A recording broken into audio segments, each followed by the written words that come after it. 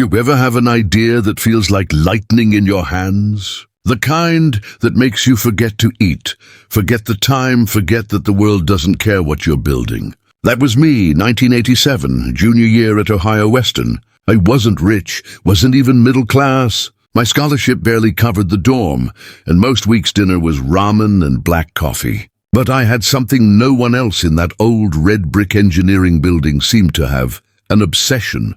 I was working on what I called a smart controller. Sounds common now, but back then it was a crazy thought. A compact circuit that could sense motor load and adjust power draw automatically. I dreamed it could save factories thousands in wasted electricity.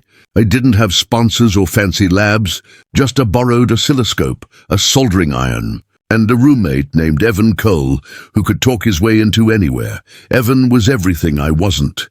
Sharp suit, even in class. Perfect hair, big smile. He was the kind of guy professors remembered by name. We'd stay up late sometimes. Him talking about money, me about function.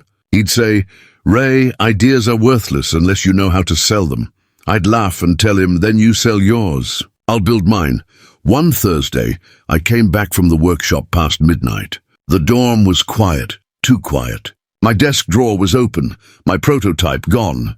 So were my circuit notes. I tore through the room, calling his name, but Evan's bed was empty, the closet half cleared. On his desk sat a single note. "Thanks for the inspiration, partner." For days, I told myself, there had to be a misunderstanding. Maybe he borrowed it. Maybe he'd come back. But when I went to the campus lab that Monday, the faculty advisor told me the project slot had been reassigned. My access card was cancelled. The school said there'd been a security concern, something about storage of electrical components. My complaint vanished into paperwork. 3 months later, I saw his face in the college newspaper. Local student entrepreneur wins innovation grant for power-saving device. His grin filled half the page. My design filled the other half, the same board layout, same label I'd etched by hand. I remember standing in the student union, the paper shaking in my hands. I didn't feel anger first.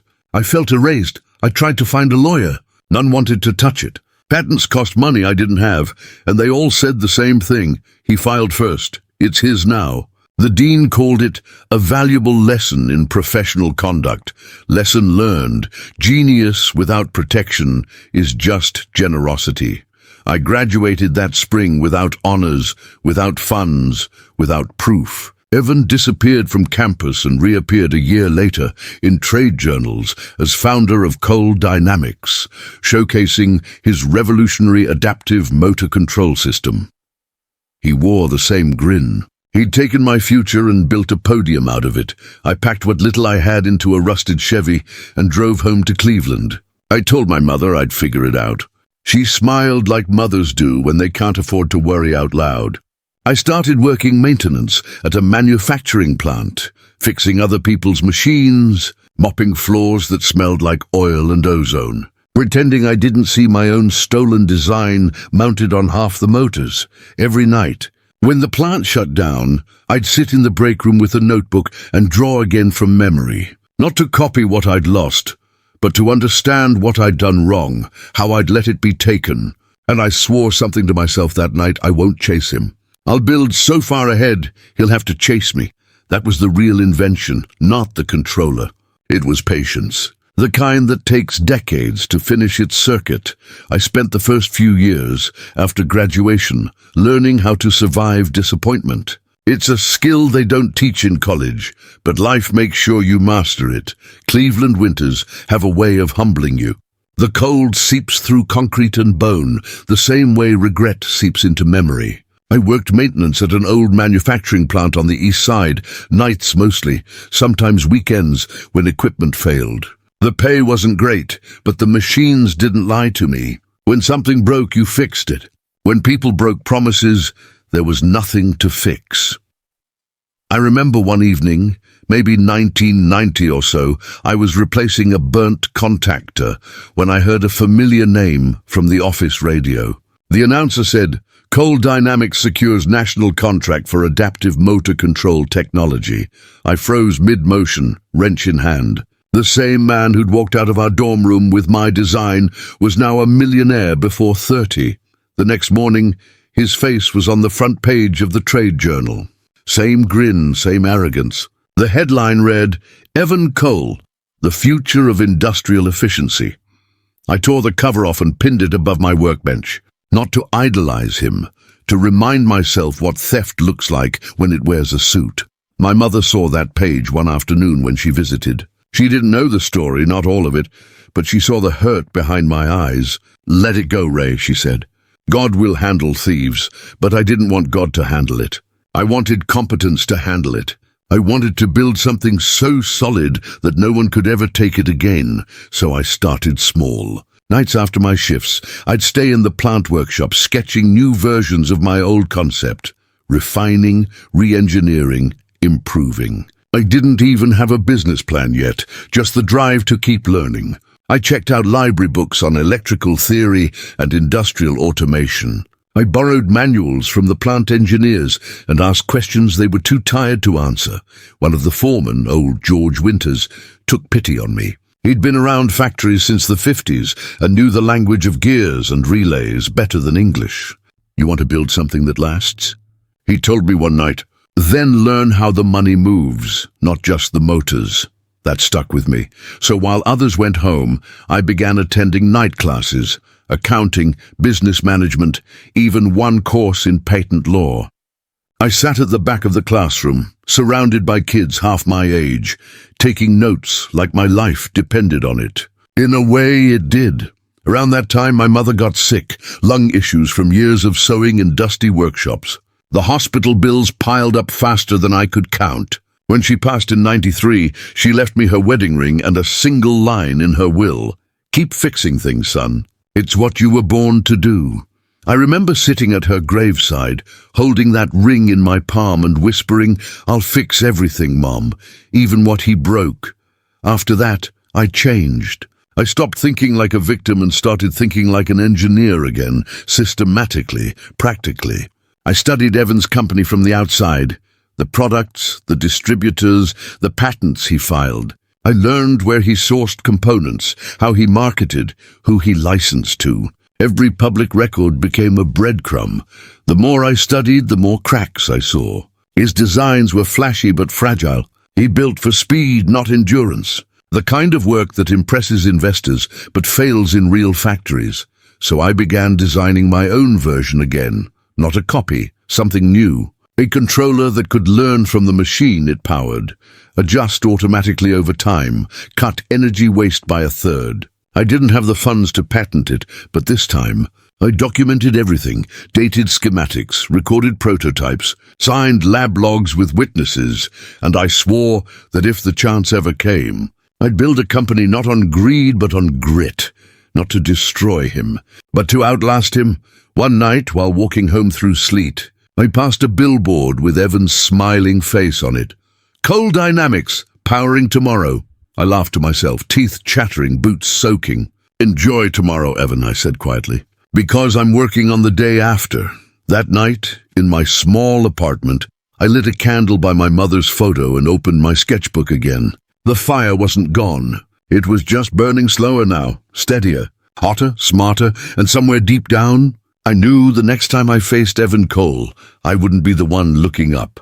The late '90s were quiet years for me, too quiet for most people's taste, but I learned to love the sound of my own progress. After Mom died, the apartment felt hollow, yet that silence gave me room to think. I'd come home from 12-hour shifts, set down my lunch pail, and go straight to the workbench in the corner.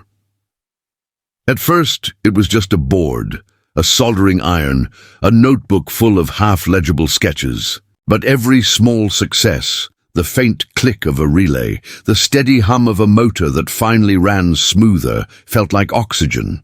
I didn't talk about it to anyone. The world had already seen one man steal my voice. I wasn't giving it a second chance. I registered a small trade name, Bennett Technical Services, nothing ambitious, just enough to buy components wholesale and sign small repair jobs legally. My first customers were the same factories where I'd once mopped the floors. They didn't care about titles. They cared that their machines stayed running. So I fixed, documented, and quietly collected data on every problem they faced. I stopped comparing myself to Evan. He was in magazines now, shaking hands with governors, promising smart factories of tomorrow. But I noticed something no one else seemed to. Every photo showed different hardware. His innovation was an evolving patchwork of other people's ideas. Pretty, profitable, and unstable. I couldn't outspend him, so I outlearned him. I spent weekends in the public library combing through trade journals, reading patents, studying electronics catalogs. When computers became affordable, I taught myself CAD design on a second-hand desktop that wheezed like an old dog. I learned enough programming to model systems, test failure scenarios, predict current draw. It was like assembling armor piece by piece. By 1998, I had the first prototype of my B-Core controller, built entirely from scratch. It used adaptive feedback loops instead of static thresholds, something Evan's devices never managed. I field-tested it on a friend's bottling line motor. The efficiency jumped 12%. He paid me with gratitude and a few used parts, and that was enough. The hardest part wasn't the work. It was staying invisible. There's a special loneliness in chasing a dream no one believes exists anymore. Friends drifted away. New hires at the plant thought I was just the old maintenance guy. Sometimes I'd catch myself staring at my reflection in the workshop window and barely recognize the man in the oil-stained shirt. Hair gone grey at the edges. But behind those eyes, the fire still lived. A small business loan in 2000 let me rent a workshop, one room, peeling paint, concrete floor. I hired a young technician named Leah Grant, a brilliant kid from the local community college who reminded me of myself before cynicism set in. I didn't tell her everything, but I told her enough, that integrity matters more than fame. She believed me. Together, we rebuilt the B-Core from the ground up, documented every test, filed proper trademarks this time, and started visiting clients personally. We didn't sell dreams. We solved problems. Machines ran smoother, electric bills shrank, word spread. One client introduced me to another, and soon Bennett Technical Services was too small a name. I re-registered as Bennett Tech Solutions, still modest, but finally real. Around that time, I saw Evan again, on television, announcing the expansion of Coal Dynamics International. He looked older but not wiser, boasting of revolutionary adaptive control software. My stomach turned when I realized his latest product was just a noisy digital knockoff of what I'd already built. Same logic, none of the finesse. That night, Leah noticed me staring at the screen. "You know him?" she asked. I smiled thinly. Used to share a room. He borrowed some ideas. She raised an eyebrow. "You going to do something about it?" "Not yet," I said. "Let him build higher. The fall's longer from there." So we kept building. No rush, no shortcuts. I reinvested every dollar, bought better tools, hired 2 more technicians. We tested, logged, refined, filed, repeated. Every success, every invoice, every handshake was a quiet rebuke to the man who once called me naive.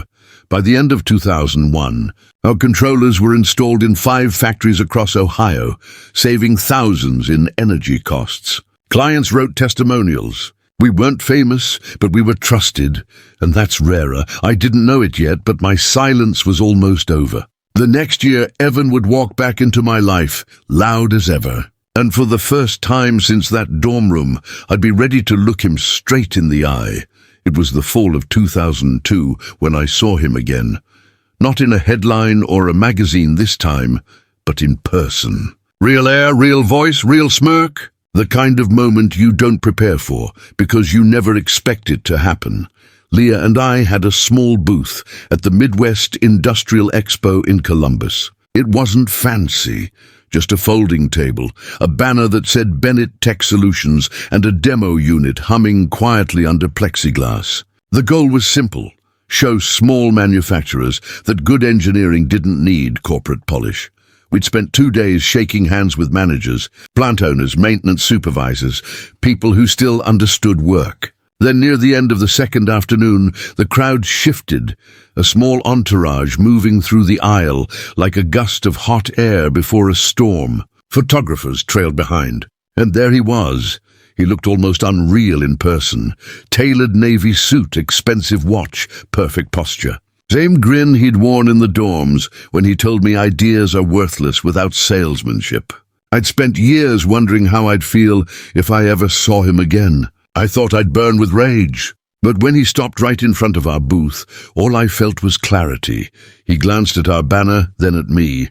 For a second, confusion flickered across his face, then recognition followed by amusement. "Well, I'll be damned," he said. "Ray Bennett. Still tinkering?" Leah froze. I just smiled. "Still building." "How about you, Evan? Still selling?" He laughed, too loud for the space. "Selling, leading, scaling," says all the good verbs. "You know how it is." I nodded toward our demo controller, a small motor spinning smoothly beside a tablet display. This one adjusts torque in real time. "Cuts power use by nearly 15% without sacrificing output." He leaned closer, squinting. "Impressive. Looks familiar." I met his eyes. "It should." For a split second, his expression faltered, that tiny crack between arrogance and guilt, before he chuckled again and waved it off. "You always did love your little gadgets, Ray. Glad to see you're keeping busy." He moved on, entourage in tow, leaving behind perfume, laughter, and silence. Leah looked at me, eyebrows raised. "That's him, isn't it?" "Yeah," I said quietly. "That's him." That night, after the expo closed, I sat in the hotel room with the lights off, watching headlights crawl across the ceiling. For the first time in years, the wound pulsed again. Not bleeding, just reminding me it existed. But something else came with it, focus. The kind you can only earn through failure. Over the next few months, I couldn't stop thinking about the way he looked at my controller. Curious, cautious, almost threatened. It told me everything I needed to know. His company wasn't as invincible as the magazines said. I started digging.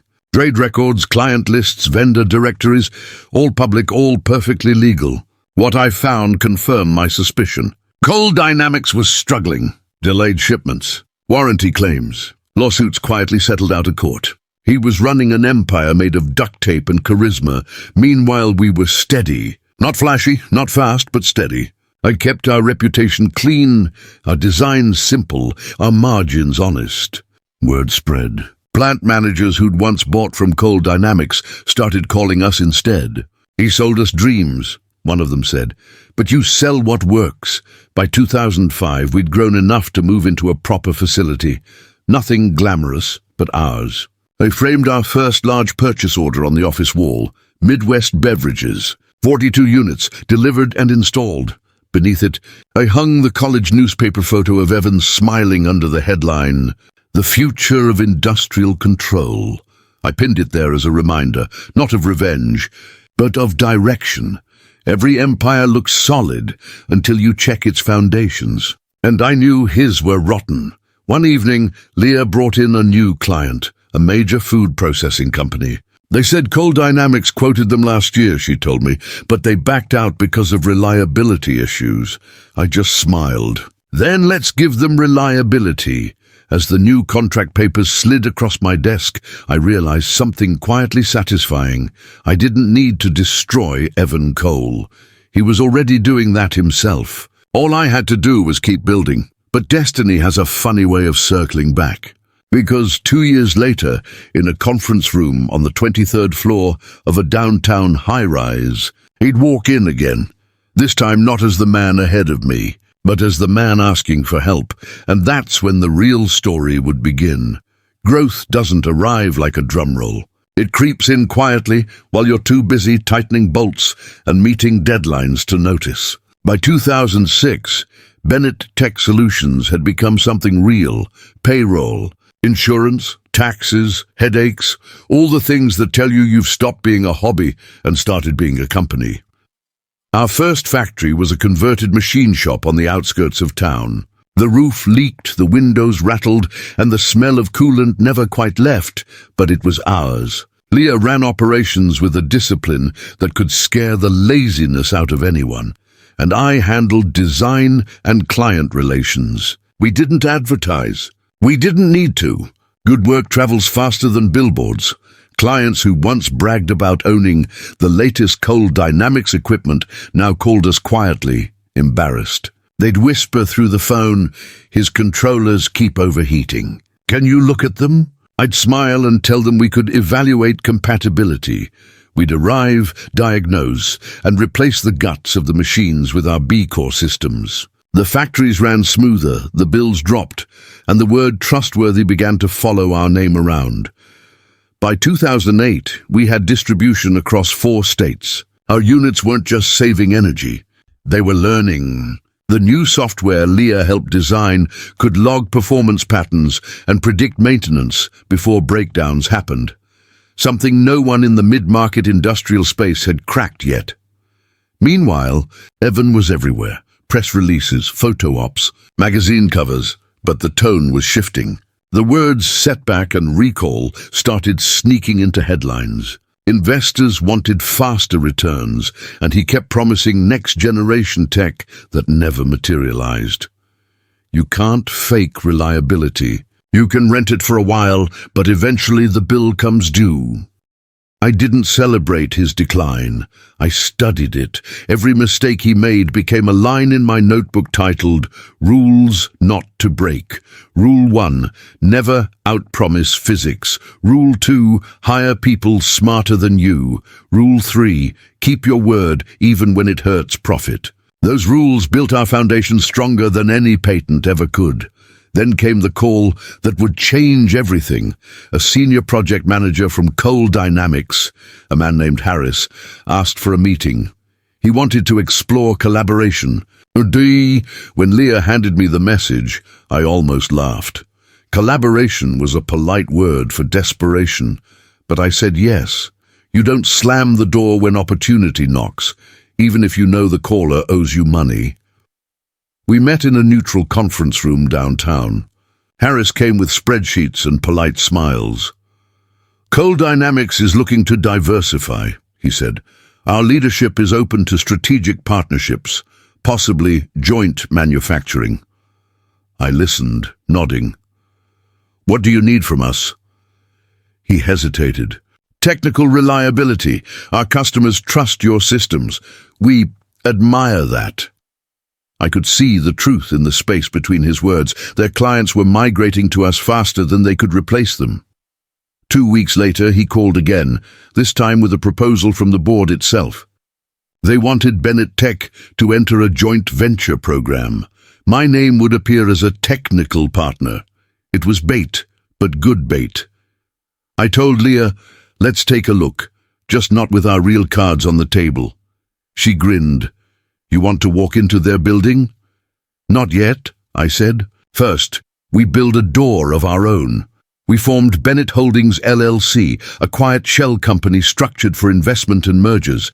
It allowed us to move funds, sign deals, and acquire stakes without broadcasting who was behind them. I'd learned, from the best thief in my life, that visibility can be a weakness. In 2009, the global market dipped. Factories cut costs. Cold Dynamics panicked. Bennett Tech, built lean and debt-free, barely flinched. By the time the economy recovered, we were positioned to buy rather than beg. Then, one winter morning, my assistant came into the office, pale as a ghost. "You'll never believe this," she said. "Cold Dynamics just filed for a partnership request, and they listed Bennett Holdings as their preferred collaborator." I leaned back in my chair, staring at the ceiling. Somewhere, the universe had finished a long, slow circle. "Tell them yes," I said. "Let's meet." Because the man who once walked out of my dorm room with my invention was about to walk back into a room I owned, and he wouldn't even know it yet. Partnership meetings always smell like expensive coffee and fear. The first time I walked into Cold Dynamics headquarters, I noticed both. The lobby was all marble and glass, a monument to arrogance. Behind the front desk, the company motto read, "Innovation without limits." I almost laughed. Limits were exactly what had built the place. I went in as Ray Bennett, technical advisor, representing Bennett Holdings LLC. My name wasn't yet tied to the acquisition publicly. The board only knew we were a small engineering firm with strong patents and deep capital reserves. Evan had agreed to the meeting reluctantly. He thought he was negotiating with investors. He didn't know he was talking to the man who once swept solder dust off a dorm room desk he'd left empty. When he entered the boardroom, he looked older, tired. The shine had faded from his suit, and the confidence in his stride felt practiced, not natural. I waited until he sat before speaking. "Good to see you again, Evan," I said, voice calm. He blinked. "Ray?" "Bennett Holdings," I replied. "We're interested in collaboration." For a moment, no one breathed. Then the oldest board member cleared his throat. "Gentlemen, let's proceed. The company needs solutions, not reunions." Evan forced a chuckle, pretending composure. "Yes, of course. We're open to any arrangement that helps us stabilize production." His tone was rehearsed. I'd spent years learning to hear truth through static. He was desperate. We reviewed contracts, balance sheets, future projections. Leah sat beside me, her notes precise, her face unreadable. She was the strategist now, guiding the conversation while I played the quiet investor. Every line of the deal moved control closer to us. Joint R&D rights, shared patents, manufacturing oversight. By the time Evan realized it, he was already signing the first agreement. After the meeting, he caught me in the hallway. "You planned this, didn't you?" he said, half smiling, but pale. "No," I answered. "You did. 20 years ago. I just finished the paperwork." He didn't respond. He turned away and muttered something about fate, like a man quoting a language he'd forgotten. The months that followed were a masterclass in quiet revenge. On paper, we were partners. In reality, we were surgeons operating on a dying patient while the patient pretended to lead the procedure. Our engineers replaced his outdated software with our adaptive systems. Our suppliers filled his contracts. Our accountants cleaned his books. Piece by piece, we took the foundation of cold dynamics and rebuilt it from the inside. The employees noticed first. "You folks from Bennett," one technician told me, "you actually fix things." I smiled. "That's what we do." Meanwhile, the press painted it as a strategic revitalization. Evan soaked up the headlines. I didn't care. Every story that began with Cold Dynamics partners with Bennett Holdings ended with "under new technical direction." The world didn't realize that technical direction was just a polite phrase for ownership transfer in slow motion. By 2011, we controlled 60% of operations. Evan still strutted through hallways giving pep talks, but the authority was gone. His people reported to Leah now. His finance team sought my approval before signing checks. One Friday evening, as we wrapped a board review, Evan asked me to stay behind. The room emptied, leaving just the two of us, the hum of the air vents filling the space. He poured himself a drink. "You really built something, Ray," he said quietly. "I underestimated you." "I know," I said. He studied me over the rim of his glass. "Why not just destroy me outright? You had the chance." I leaned back in my chair. "Because I didn't need to destroy you, Evan. I just needed to build something better." He gave a short, hollow laugh. "That's what I told you once." "Yeah," I said. "The difference is, I meant it." He didn't speak again. He just stared at the glass, swirling it like he could read his future in the amber reflection. 2 months later, the board called an emergency vote. Evan had missed loan payments, and investors demanded a restructuring. Bennett Holdings was the only party offering liquidity. The motion passed. Control shifted fully to us. When the paperwork was signed, Leah looked at me across the table. "You realize this makes you majority owner?" I nodded slowly. "Yeah, of the company that once stole my life." That night, I drove past the dorm building where it had all begun. The windows glowed faintly against the dark. Students moved inside, oblivious to the ghosts pacing the halls. I parked for a moment, smiled and whispered, "Full circle." Because the boy he'd robbed had become the man signing his paychecks, and the thief who once said ideas are worthless without salesmanship had just sold his empire to the man he stole from. The day of the final signing, I woke before dawn. The farmhouse was still, the kind of stillness that carries weight. I made coffee, sat by the window, and watched the frost climb the edges of the glass. Outside, the sky was a dull grey. No drama, no lightning, just quiet inevitability. After 40 years, it was ending the way it began, with paperwork and silence.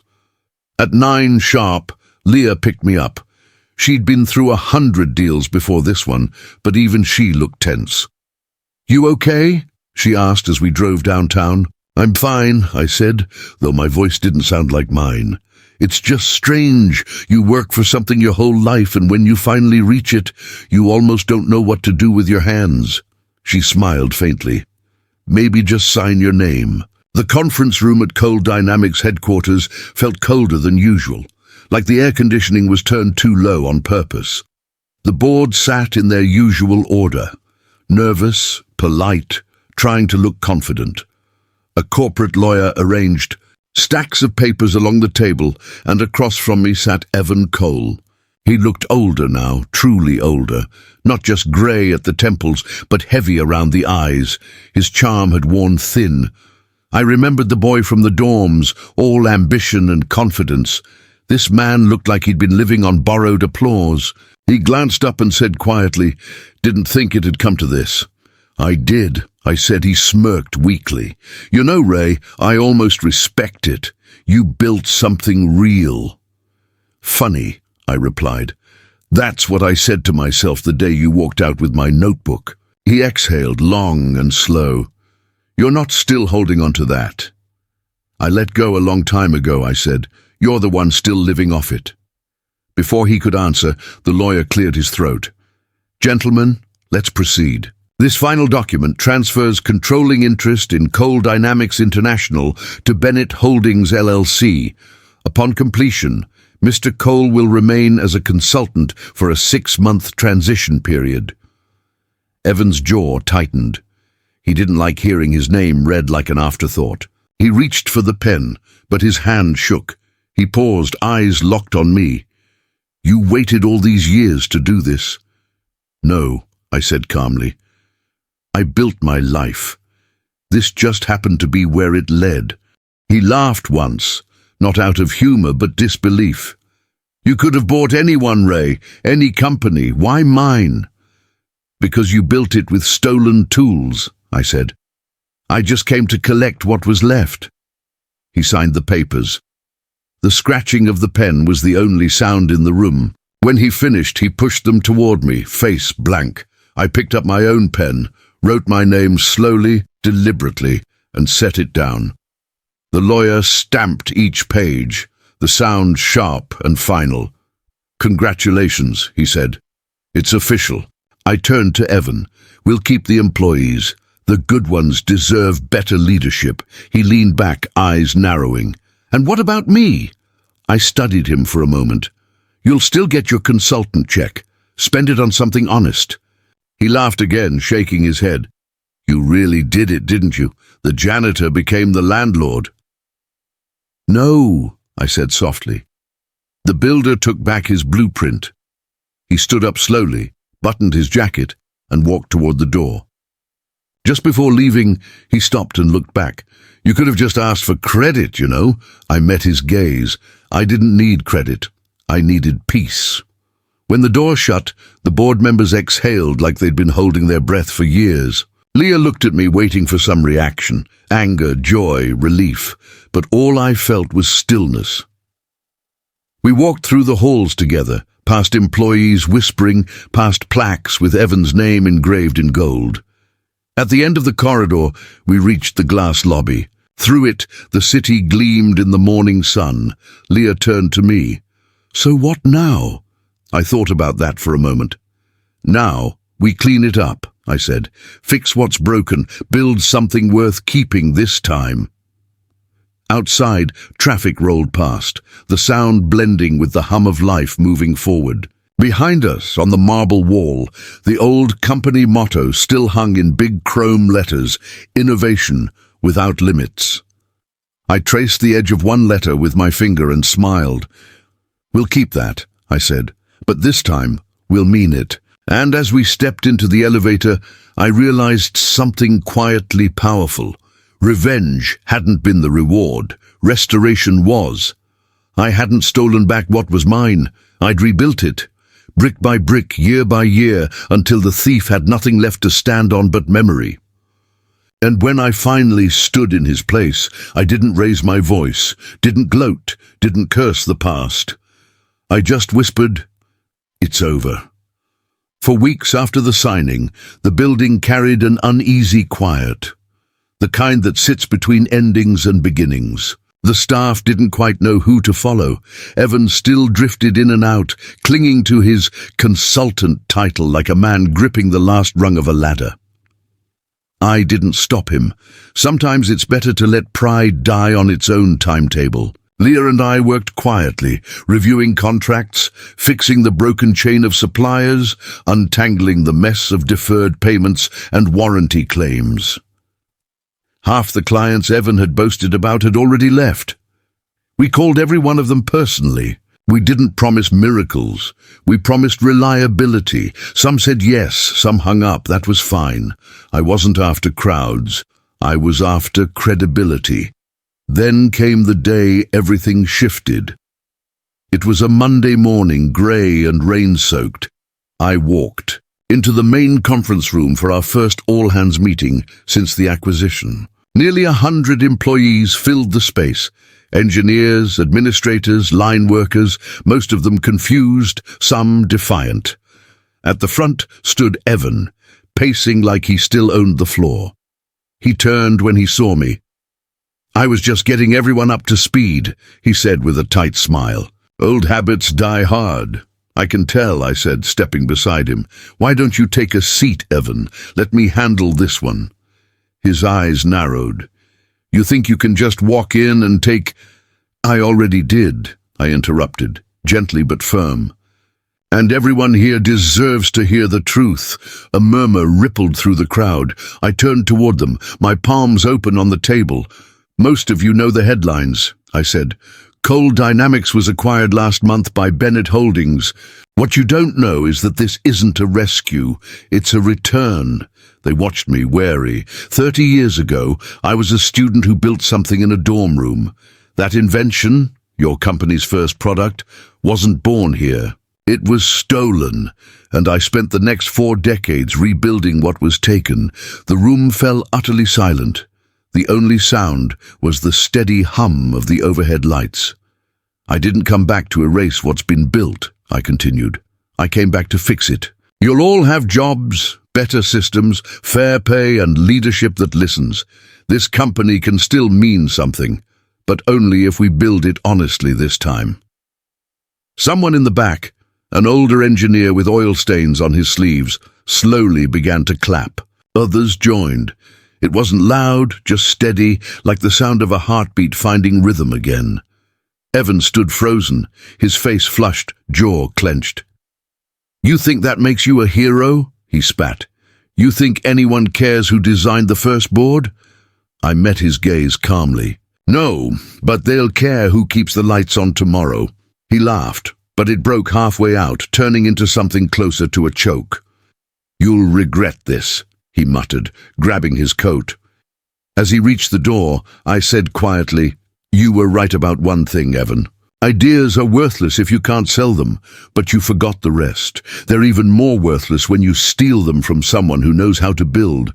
He stopped for a heartbeat, shoulders tense, then walked out without another word. The door clicked shut behind him. When it did, something invisible lifted. The room exhaled. People turned toward me not as a stranger, but as someone who'd survived the same storm they had. I didn't smile. I just nodded, once. "Let's get to work." Over the next months, the transformation began. We rebranded the company quietly. Same location, same people, new name, Bennett Dynamics. The logo kept a small trace of the old C in its corner, faint but deliberate, a scar, not a shame. I saw the best in people bloom again. Engineers brought forward ideas they'd hidden for years. Line supervisors found ways to save costs without layoffs. We reopened the apprenticeship program for local trade students.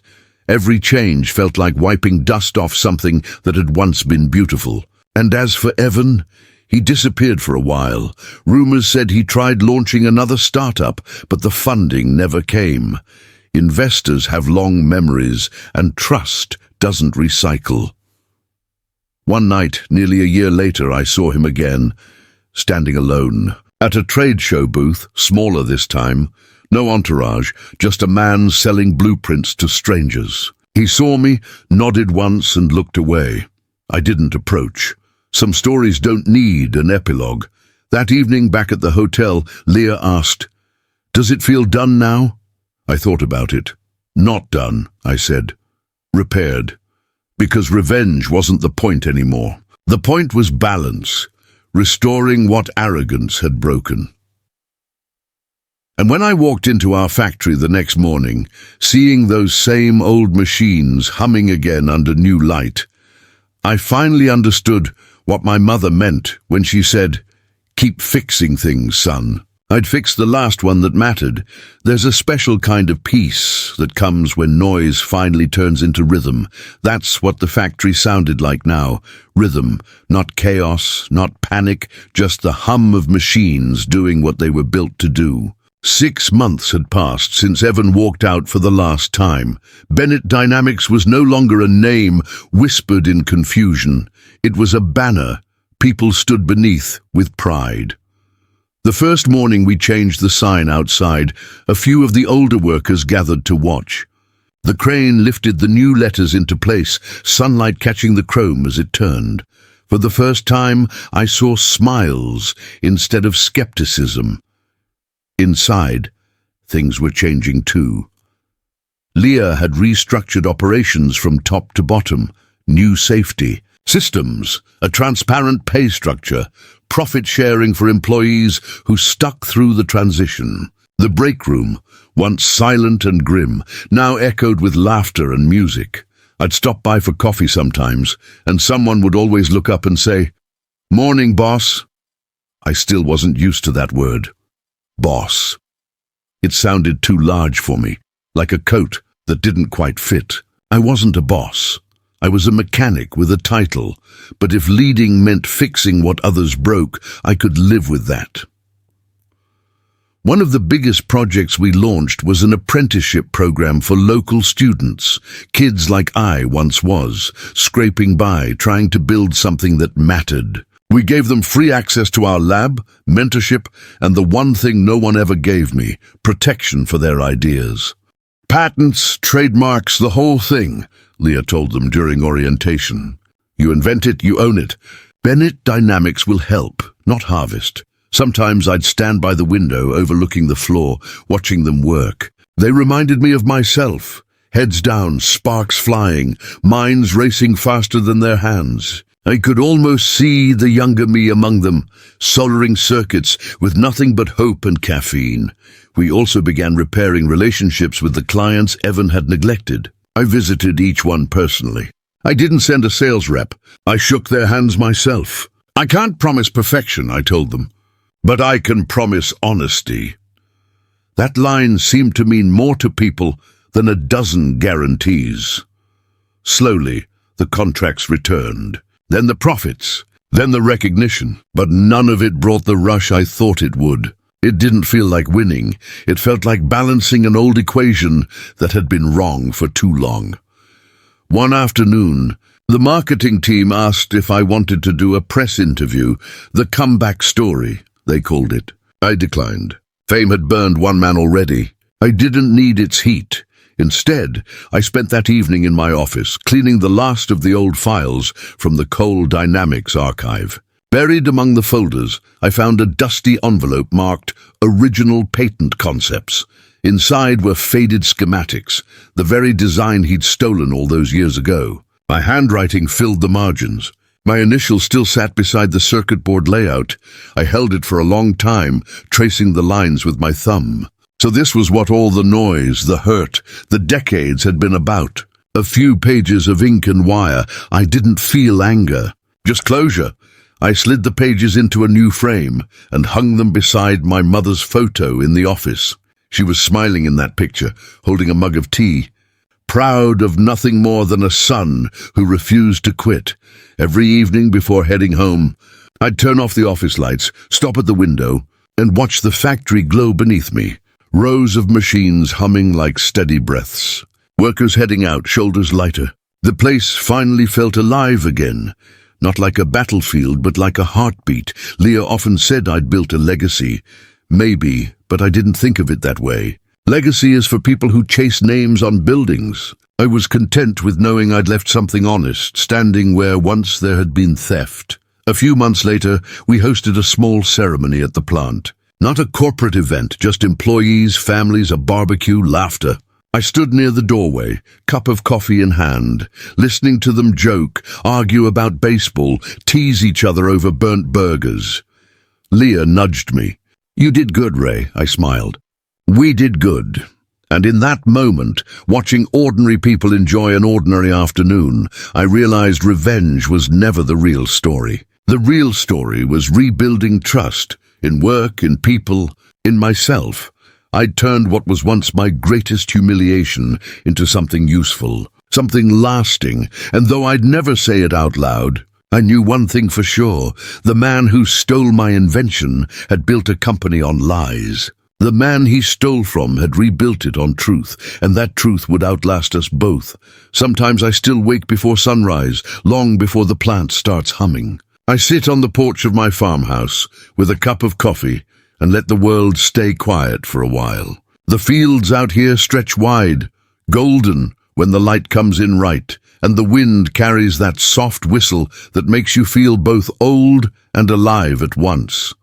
That's when I think about how strange life really is. You spend half of it fighting to be heard, and the other half realizing silence can be the loudest victory of all. It's been years since that final day with Evan Cole. His name doesn't come up much anymore, except in old trade journals that nobody reads. The company we rebuilt, Bennett Dynamics, has outlived its headlines. That's how I like it. No drama, no spotlight. Just good work done by good people. Sometimes new hires ask me if the story about the stolen invention is true. I tell them most stories are, just not in the way people think, because this one was never really about theft. It was about time, and what you do with it once someone tries to take it from you. When you're young, revenge feels like the finish line. You think once you prove them wrong, once you make them kneel, it'll all make sense. But when you get older, you learn something quieter and harder. Justice doesn't always roar. Sometimes it just hums like a well-tuned motor, steady, patient, dependable. I didn't want to ruin him. I wanted to rebuild what he broke, and I did. Leah runs most of the company now. She's sharper than I ever was, better with people, braver with risks. Watching her lead is like watching the next generation of honesty take shape. I step in now and then to offer advice, but mostly I just sit back and enjoy seeing what integrity looks like in motion. We kept one thing from the old company, an artifact of sorts. In the main lobby, under a sheet of glass, sits the original dorm notebook I rebuilt from memory all those years ago. The corners are torn, the ink faded, the pages brittle, but it's there. Beneath it, a small plaque reads, "Ideas can be stolen. Integrity cannot. Visitors stop to read it every day." Some ask who wrote it. I tell them, just a janitor who wouldn't stay, swept under. I still visit my mother's grave every Sunday. I tell her how things turned out, though I imagine she already knows. I tell her about the apprentices who graduated, the families who bought their first homes because of steady paychecks, the old factory workers who still send Christmas cards. And I always end the same way. You were right. Mom, fixing things, that's what I was born to do. Sometimes, when the night grows still, I replay that dorm room in my mind. The cold light, the stolen notebook, the door slamming shut behind him. I thought that was the end of my story back then. Turns out it was just the start of a very long blueprint. Now, when I speak to you, yes, you listening right now, I want you to remember something. Nobody gets to define your worth. Not a boss, not a thief, not a headline. If someone takes from you, don't waste your life chasing them. Build so far beyond their reach that even if they turn around, all they'll see is the trail of dust you left behind, because revenge isn't about anger. It's about completion. It's about turning pain into purpose. And when that purpose finally stands tall, steady, honest, and whole, you'll realize what I did. You didn't need to destroy the thief. You just needed to outgrow him. Before we end, if this story found a home somewhere in your heart, take a moment to subscribe and tell us where you're listening from. I like to imagine this story traveling farther than I ever did. Through towns, across time zones, reaching people who need to hear that it's never too late to reclaim what was lost. Now take a breath, let go of whatever's been taken from you, and start building, because sooner or later the world has a way of circling back. And when it does, you'll be ready to shake its hand, look it in the eye, and simply say, "It's mine again."